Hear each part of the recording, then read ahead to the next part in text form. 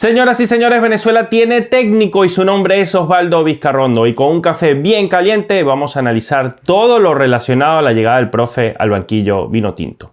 ¡Vamos! Buenas cafeceros.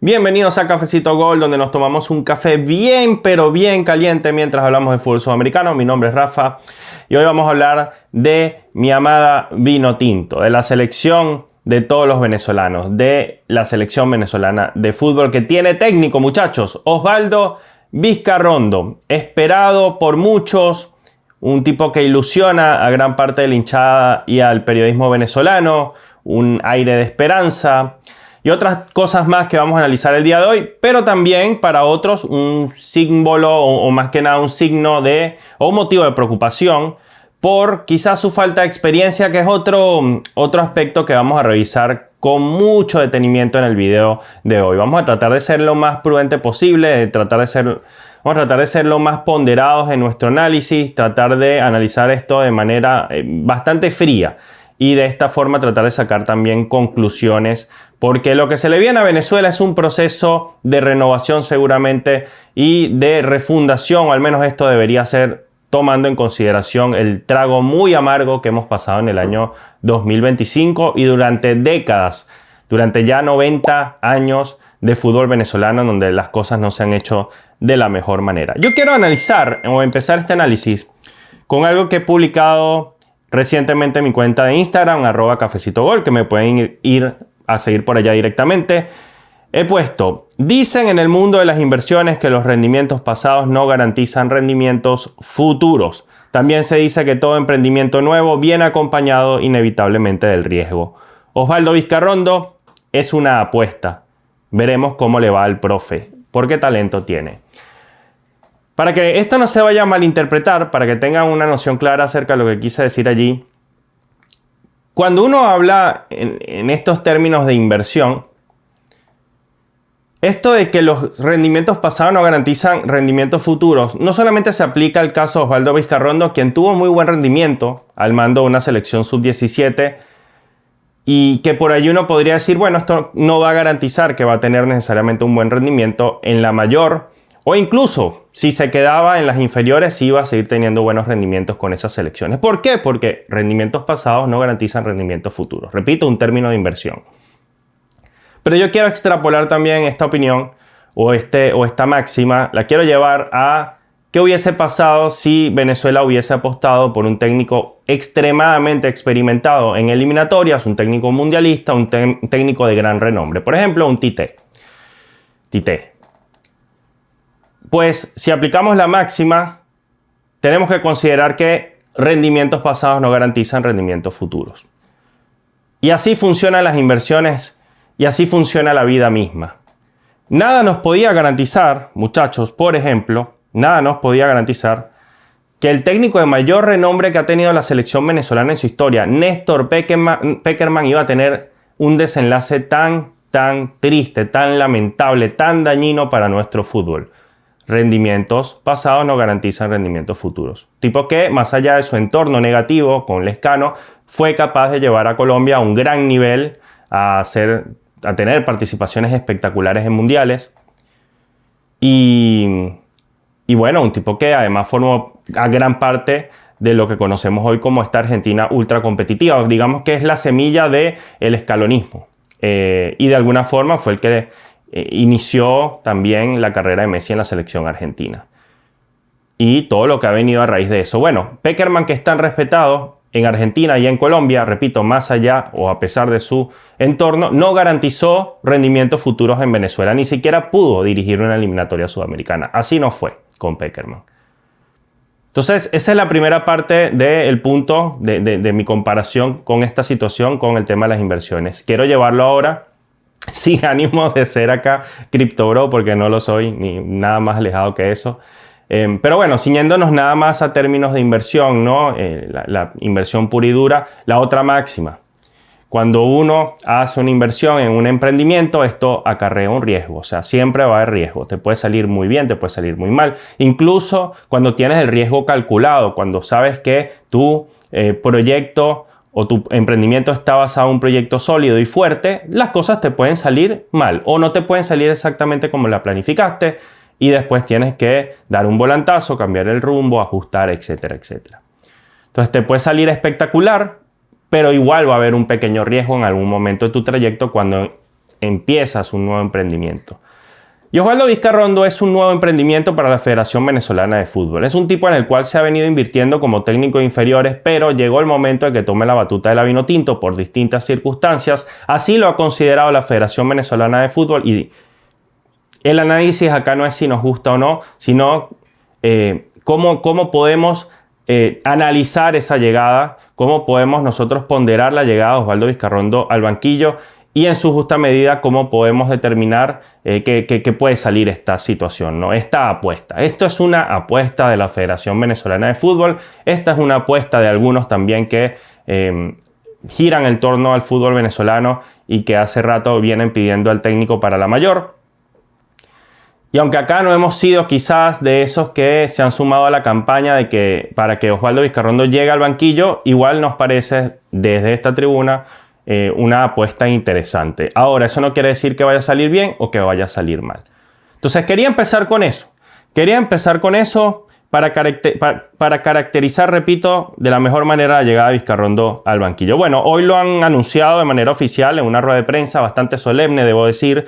Y con solemne me refiero a que, a diferencia de la rueda de prensa de cuando llegó Pekerman, que hubo bombos y platillos, en esta ocasión no se llevó de la misma manera. Esta vez se hizo con mucho más cautela, más prudencia, de una forma un poco más estadista, si podemos decirlo así, con menos alarde de llegó el tipo que nos va a salvar y más discurso de, bueno, nos hemos equivocado, cosa que considero positiva que lo refleja así la federación. Nos hemos equivocado en el pasado, queremos ahora hacer las cosas de mejor manera, ya tenemos más experiencia y aunque el técnico que tenemos al frente, que estamos trayendo, no tiene un gran currículum como seleccionador mayor, creemos que es el tipo indicado para crecer juntos. Ese es el discurso detectado el día de hoy en la federación. Y bueno, obviamente quienes se preocupan por escuchar, mira, vamos a crecer juntos y a pesar de que el técnico no tiene mucha experiencia, sabemos que vamos a llegar a buen puerto, hay gente que está preocupada por esto y yo no los voy a culpar. Evidentemente, como dije, es un riesgo y no es un riesgo menor, es un riesgo alto. Se está invirtiendo, se está poniendo plata en una empresa nueva. Se está poniendo plata en una startup. Y vamos a seguir ahí con el paralelismo con el tema de las inversiones y el mundo empresarial. Porque bueno, la federación al fin y al cabo es una empresa, ¿no? Y esta organización hace este anuncio de esta manera, solemne, correcta, sin bombos y platillos, con muy pocos conectados. Hoy vi en su canal de YouTube en vivo un máximo, no sé si superaron eso, pero cuando yo me conecté vi 2.000 personas conectadas, 1.600, después 3.000, 2.500, por ahí andaba la cosa. No sé si después aumentó, pero esto es una clara muestra del descontento, la molestia y la tristeza que gira en torno a la selección venezolana por estos días. Y creo que a la gente tampoco se le puede culpar por esto porque el golpe que hemos sufrido ha sido demasiado fuerte. Y si bien yo puedo entender y acompaño ese discurso de que hay que mirar hacia adelante y lo comparto porque de hecho por eso seguimos cubriendo a la Vinotinto en este canal como hacemos con todas las demás selecciones, pero a la Vinotinto poniéndole una clase aparte por ser la nuestra, uno la cubre, uno la quiere, uno la acompaña, pero eso no quiere decir que la gente no tenga derecho a estar molesta, ¿no? Que creo que es esa parte del discurso de la federación que todavía no me agrada demasiado, que es que se le achaca a la gente que no acompaña demasiado a la Vinotinto en las buenas y en las malas, cuando en realidad la Vinotinto siempre o casi siempre, en el 99% de las veces a lo largo de sus 96 años, la federación nos ha dado malas, más malas que buenas. Entonces, en realidad la gente siempre ha estado en las malas, pero bueno, tampoco es que somos masoquistas. Entonces, apartando esa parte del discurso que no me encanta y que hoy también salió a relucir con esto de hemos hecho más en 4 años que 96 años con la federación o bueno, ¿tú conoces acaso el lateral izquierdo, el jugador X? No lo conoces, ¿verdad? Bueno, mira, te cuento que nosotros estamos haciendo que los laterales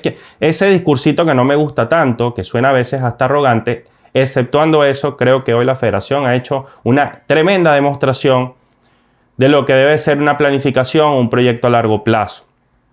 En el papel, de momento, en el papel. Y también ha podido demostrar algo que veníamos pidiéndole, que es que rindiera cuentas con respecto a lo que se viene haciendo con el proyecto Corazón Vinotinto. Fíjense que todavía no hemos hablado del perfil de Osvaldo, ya vamos para allá. Me estoy centrando primero en la federación, en su proyecto que me parece interesante. Ha presentado un proyecto hasta el 2034, un proyecto de 8 años.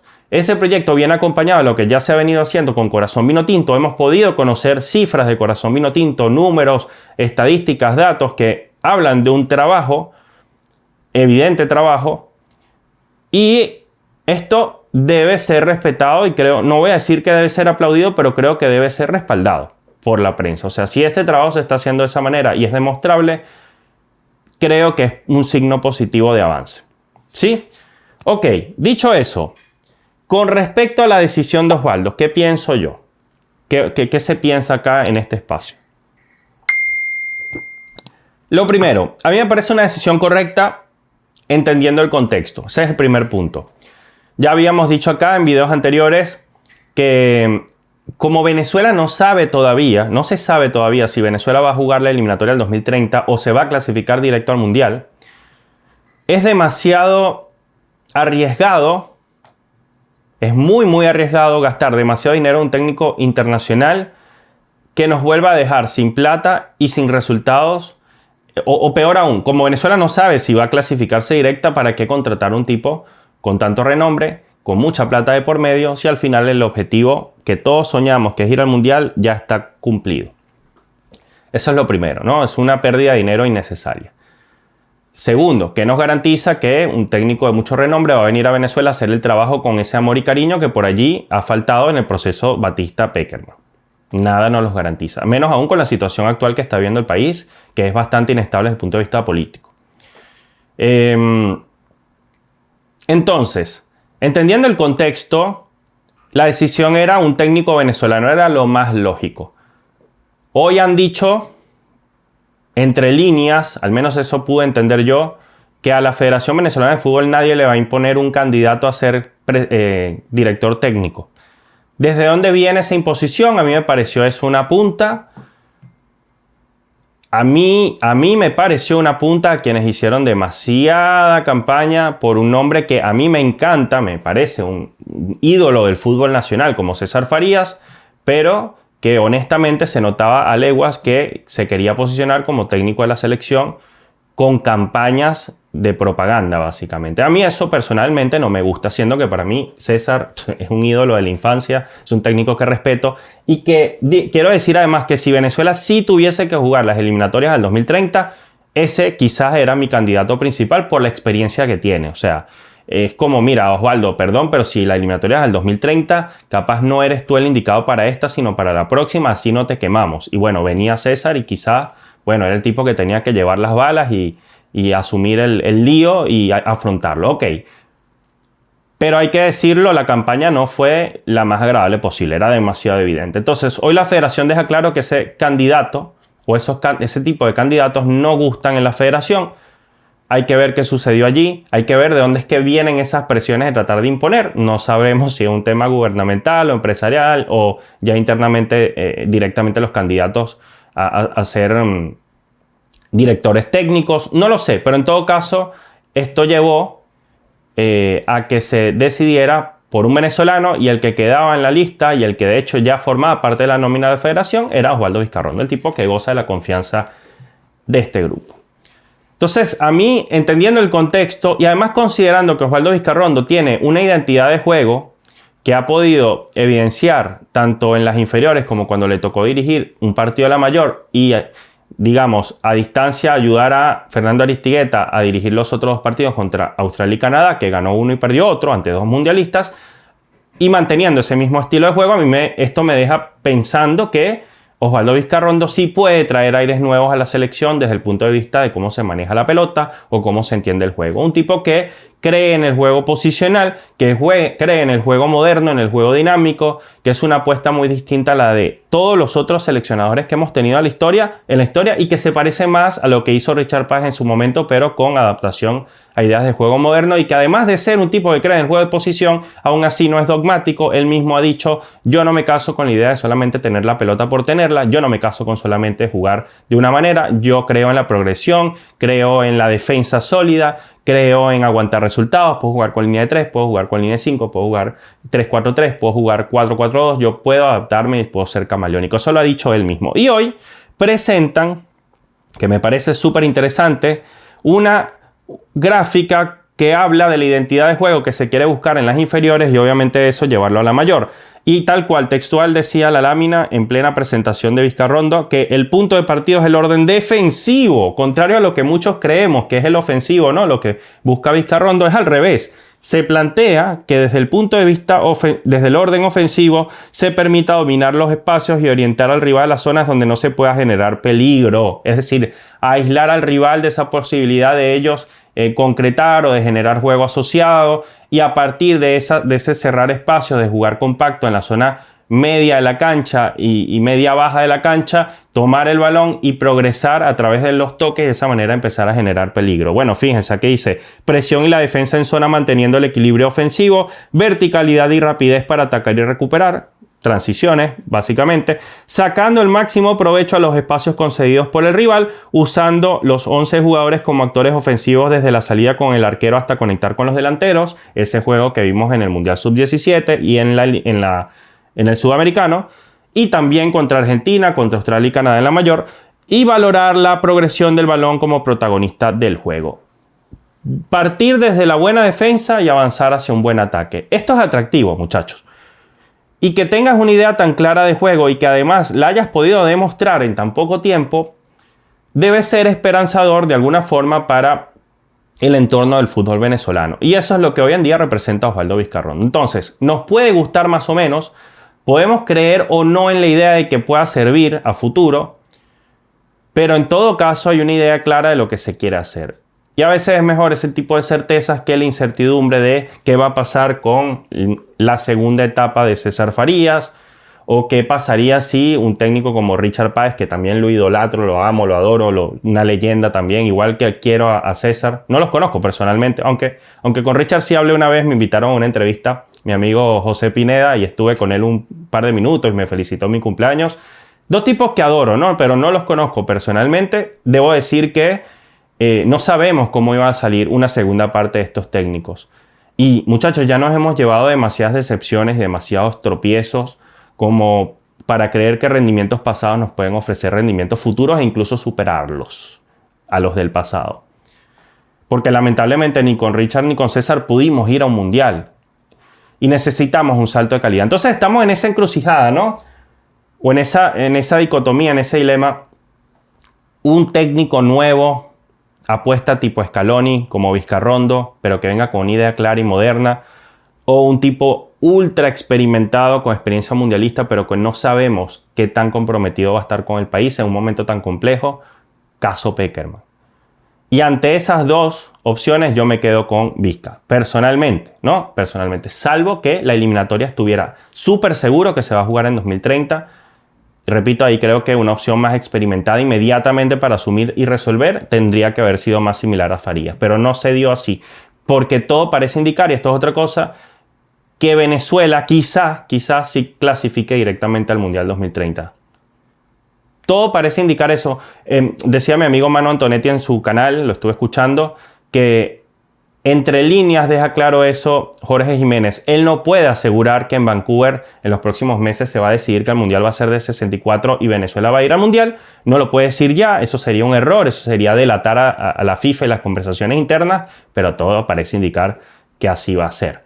Porque en todo caso se está hablando de un proyecto a 8 años y tú no asumes comunicarle a tu país un proyecto a 8 años si no sientes o no estás 99% seguro que se va a dar el Mundial de 64 selecciones. Porque si no, ahí sí sería un poquito más peligroso que de cara a una eliminatoria eventual del 2030 se quemara Osvaldo Vizcarrondo por no tener capacidades de asumirla y resolver quedar entre los primeros seleccionados clasificados al Mundial. Por Sudamérica, que siempre es complejo. De todas formas, él se ha preparado un discurso y ha dicho que en el caso de que eso suceda, Vizcarrondo es el tipo, ¿no? Bueno, bien por allí. Fíjense. Vizcarrondo tiene un potencial de crecimiento, eso es evidente. Eso es evidente.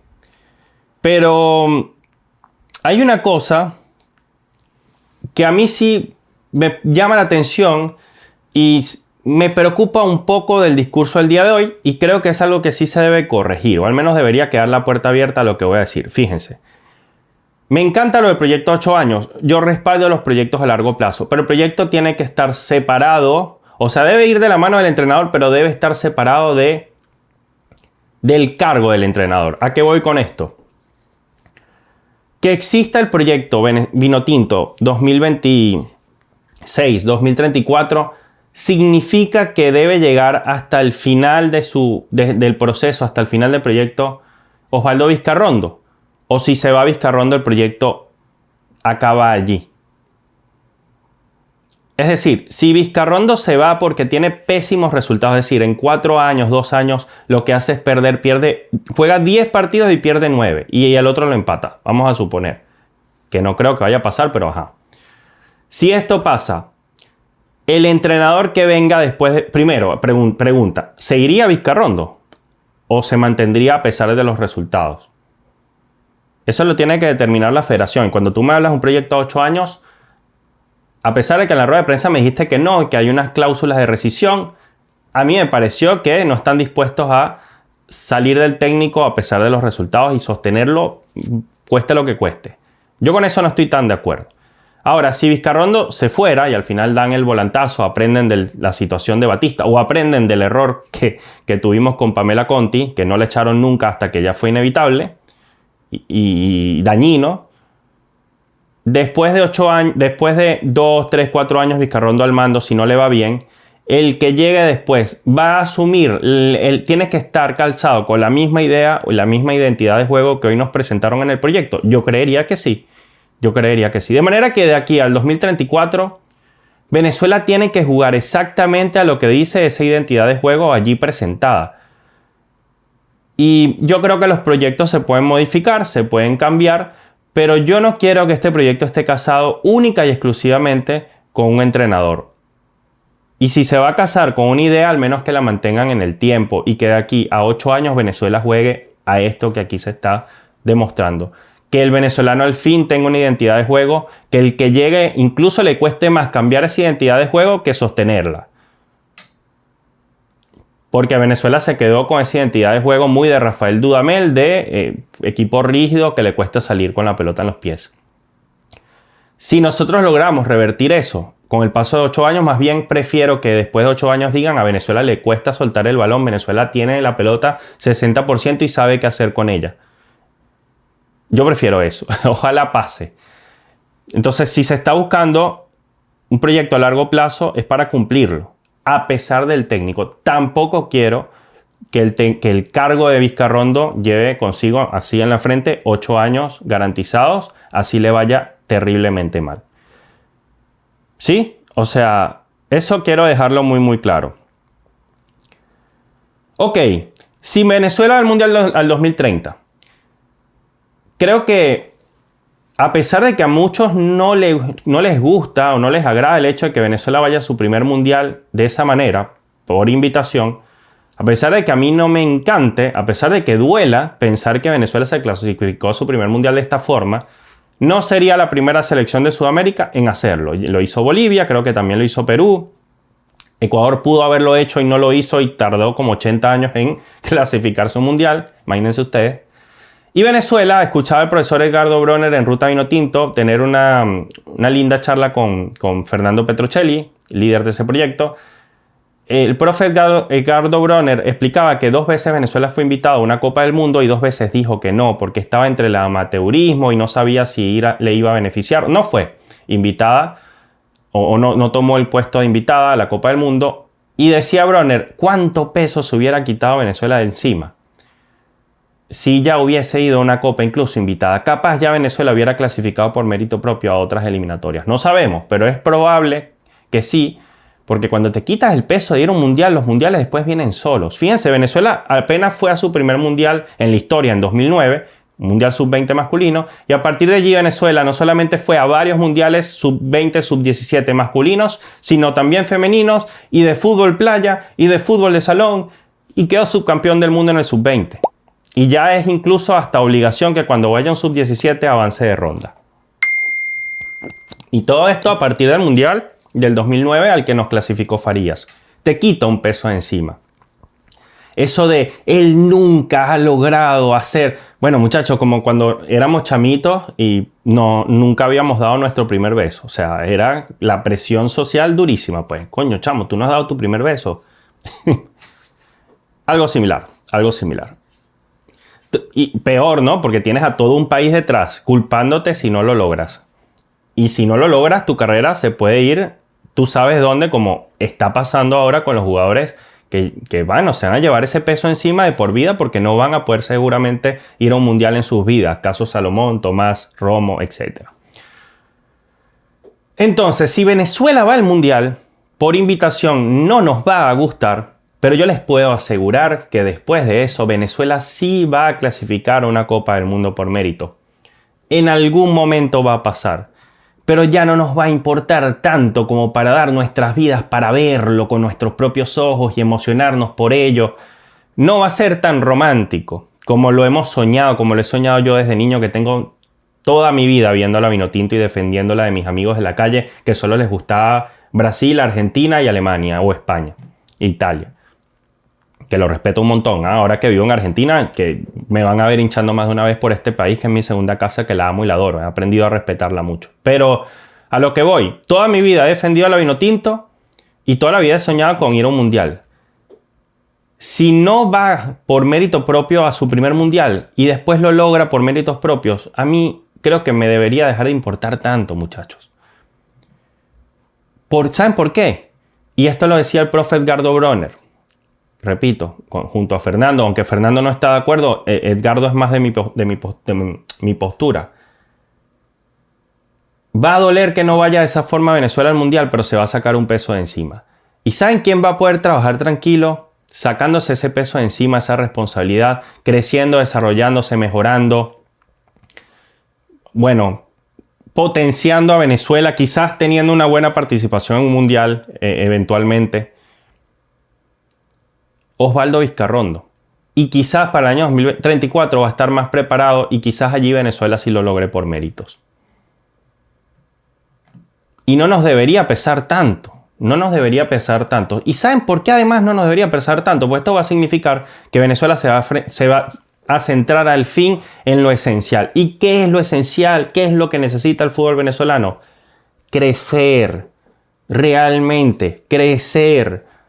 Empezar a competir mejor en Copas Libertadores, empezar a ganar Copas Libertadores sudamericanas, llegar a una final al menos al principio, que cuando vaya a la altura no le pese tanto, que esté preparado para cualquier clima, que el jugador venezolano sea mentalmente fuerte, que sea ganador, que el venezolano sea un perdedor que está ligando que Uruguay empate con Bolivia para ver si de esa manera, y nos metemos por acá y 6-3, pero no importa porque Bolivia perdió. No, que Venezuela sea capaz de ganar partidos bravos, como lo hizo Perú en Rusia 2018 y en Qatar 2022, que inesperadamente se metió en los dos repechajes, cuando nadie daba medio por ellos. Como lo ha hecho Chile ganando 2 Copas América, como lo ha hecho Ecuador en los últimos años, como lo ha hecho Colombia en los últimos años. Que Venezuela se convierta en un país ganador, deportivamente hablando, pero bueno, vamos a partir del fútbol, pues, que es lo que nos compete. Ganador, ganador. Y para ganar necesitas estructuras. Para ganar necesitas proyectos. Y necesitas, y ahí sí le doy la verde, la mano a la federación, necesitas tiempo, necesitas un poco de paciencia. Ahora, es difícil exigirle paciencia a la gente cuando lo ha perdido por completo. Pero bueno, hace falta paciencia para sostener el proceso de 8 años.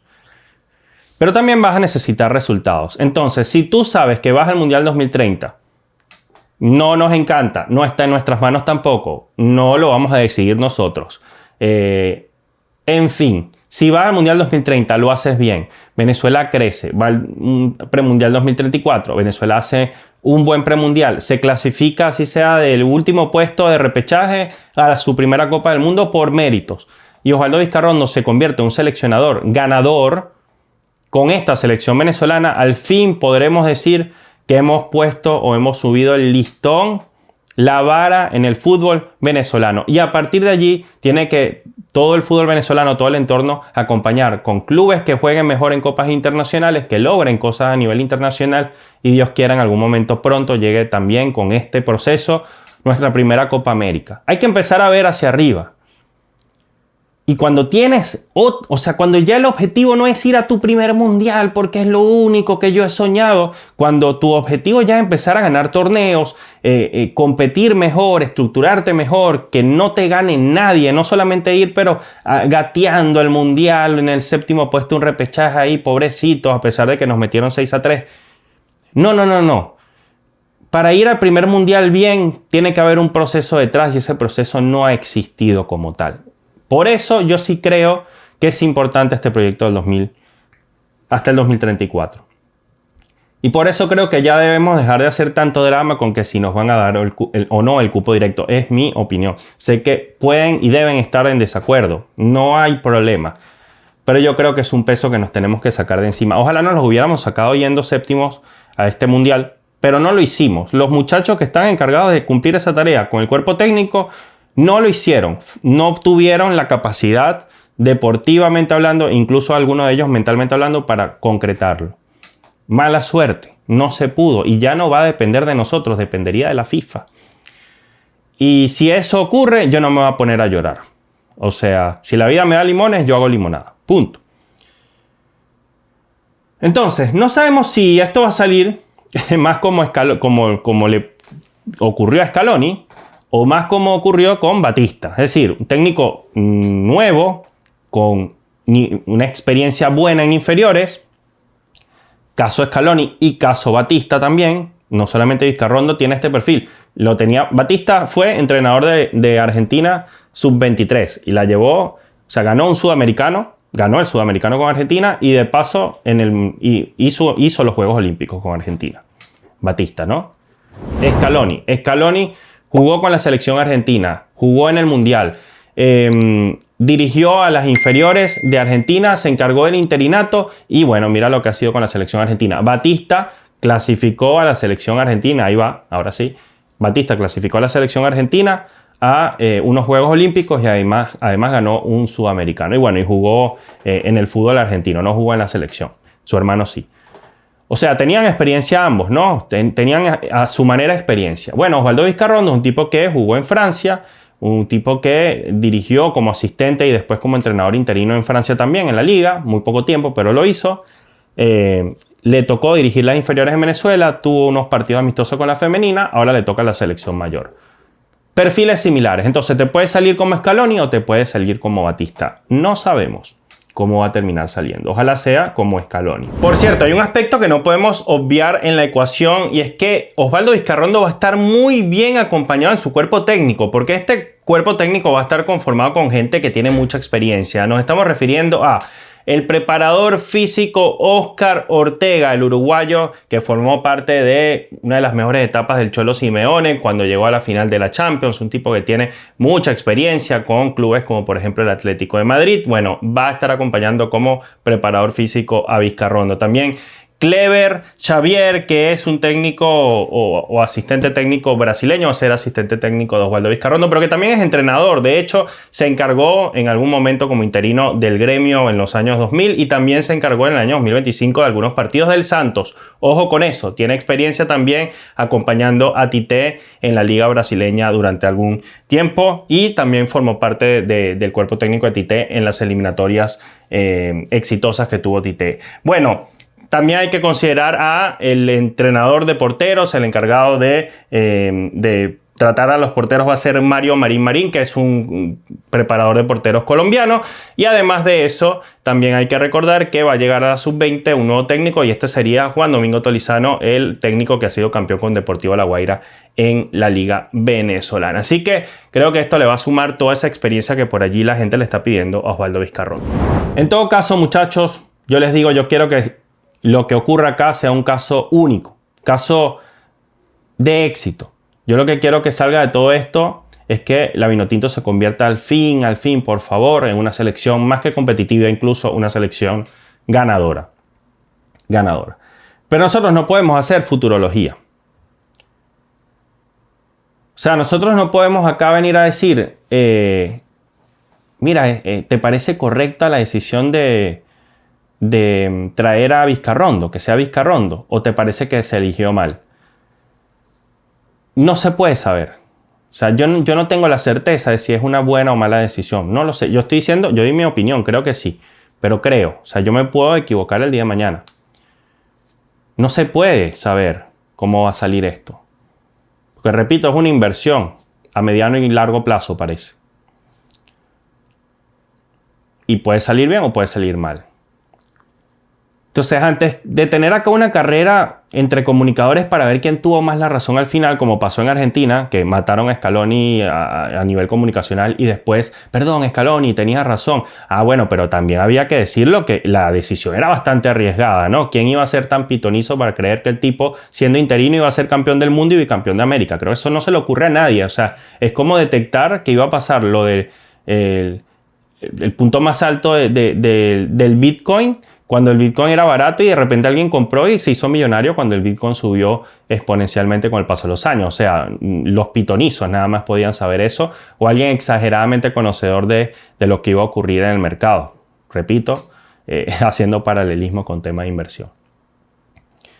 O sea, ¿cómo saberlo? ¿Cómo saber si esto va a salir bien? ¿Cómo saber si esto va a salir mal? No tiene que ser esa la pregunta. No tenemos que perder tiempo en esa discusión bizantina. No tenemos que perder tiempo en ese tipo de debates inertes. O sea, oye, pero a mí me parece que sí es buena la decisión. No, a mí me parece que es malísima la decisión de Vizcarrondo. Brother, ¿a quién le importa si es buena o mala? Lo que debemos apostar es que salga bien, y aquí lo que estamos haciendo es dar dos matices. O sea, puede salir bien por esto, dos escenarios. Puede salir bien por esto, puede salir mal por esto. Los escenarios positivos son estos, los escenarios negativos son estos. Yo los acabo de dar todos. Veremos qué pasa. Mi interés acá no es tener razón con respecto a la selección de este entrenador. Como tampoco lo fue con Batista, como tampoco lo ha sido con ninguno de los entrenadores que hemos podido analizar en este canal.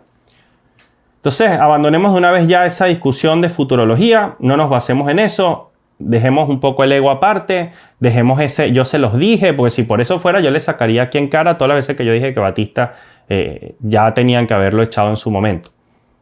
Y no lo hice porque también era difícil decidir ya con la eliminatoria adelantada. Bueno, lo que sí podemos exigir, muchachos, y esto sí se los voy a decir, es que sea importante dar volantazos y no esperar a perder 8 años, como ya les decía, para obtener resultados en el mediano plazo. No. Repito, no nos puede ocurrir lo que nos pasó con Pamela Conti, no nos puede ocurrir lo que nos pasó con Batista. Quiero cerrar con dos cosas. Primero, en la presentación se habló de desarrollo de talentos, se mostraron varias iniciativas también a cargo de la federación para fortalecer este proyecto. A mí me parecieron muy interesantes. Se habla de en 2 años instalar centros regionales de desarrollo individualizado en 8 ciudades, de poner algunos CENAR. Entre esos CENAR estaría el Centro de Alto Rendimiento en Caracas y uno en Barquisimeto, muy bonitos, presentaron algunas maquetas. Eso ya debe estar en proceso de construcción, o al menos en fase de iniciación. Importante, porque es básicamente esto, es como acompañar a la Vinotinto de un modelo similar al de Independiente del Valle en Ecuador, que tiene centros de alto rendimiento, que tiene un proceso de formación de jugadores desde el punto de vista, y aquí también lo pone la federación en una plantilla, desde el punto de vista de la nutrición, de la psicología, acondicionamiento físico, desarrollo académico, finanzas e idiomas. Eso es lo que busca este proyecto hacia el 2038 con los centros de alto rendimiento. Y esto me parece brillante. Es un proyecto, repito, que existe ya en Ecuador. Yo hice un documental sobre el tema en mi canal Cafecito Golfins, que vayan a suscribirse por allá. Que por cierto, muchachos, si les está gustando este video, solamente denle like y suscríbanse. Es lo único que les voy a pedir, que es gratis. Y además los beneficiados son ustedes, porque créanme que acá vamos a seguir haciendo videos a lo largo del año de la Vinotinto y de todas las demás selecciones sudamericanas, y sobre todo el Mundial, que se viene bueno, a pesar de no estar nosotros.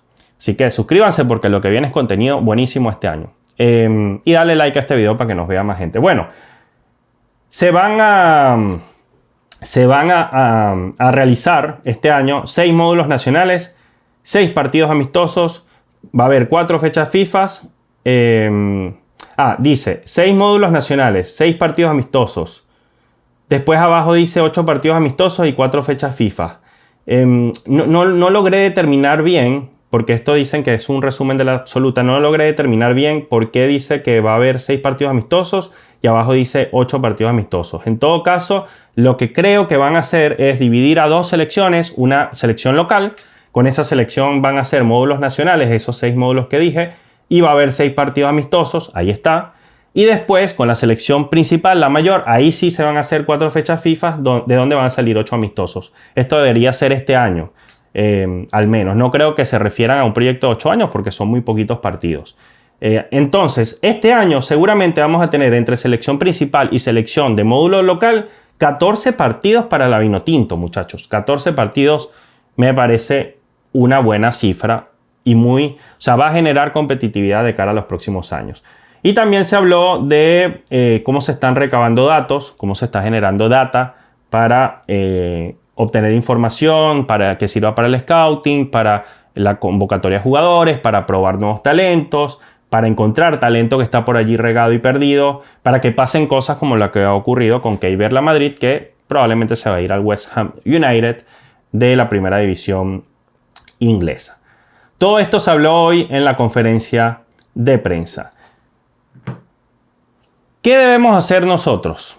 Esta es la tarea ahora, muchachos, de nosotros los comunicadores. De los creadores de contenido, de la hinchada, básicamente. Nosotros sí debemos exigir resultados.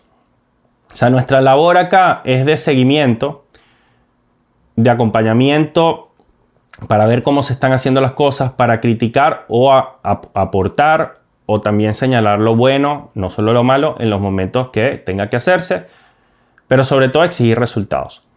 Creo que a nosotros no se nos puede pedir ni paciencia, ni apoyo, porque al fin y al cabo el periodismo, la prensa, la hinchada no está solamente para apoyar, está sobre todo la prensa y los creadores, están para acompañar.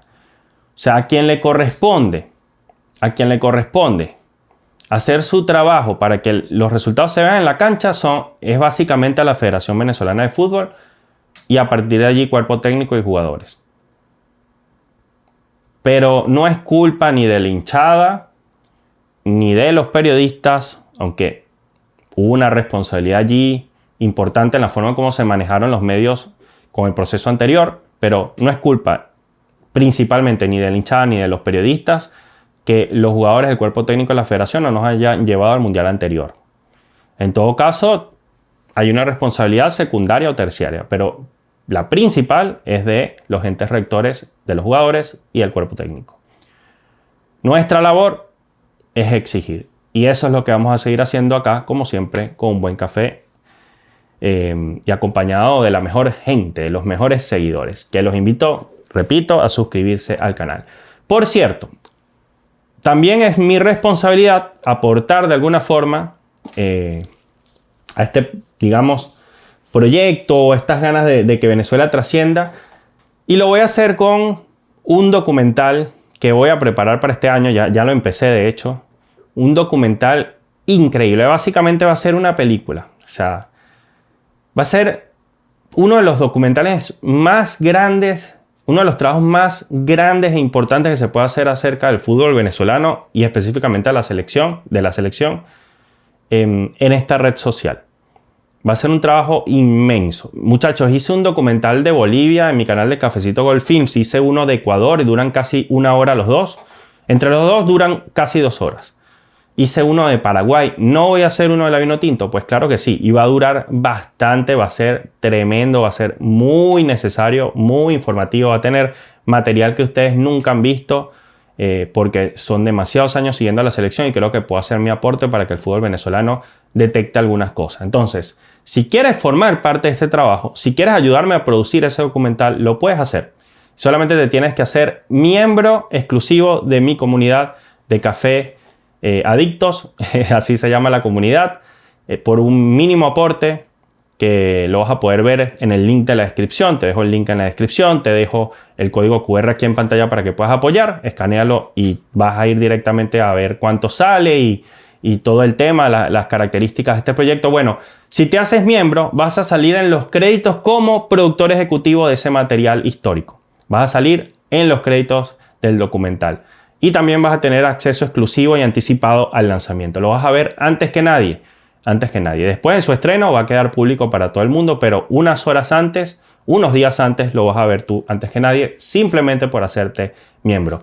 Esa es la mejor manera de apoyar este canal para realizar ese trabajo que creo que va a dar de qué hablar y va a ser bastante importante para la historia del fútbol venezolano. Bueno, muchachos, nos vemos pronto con un buen café. Gracias por estar hoy en este larguísimo video que casi lleva 50 minutos. Chao, chao.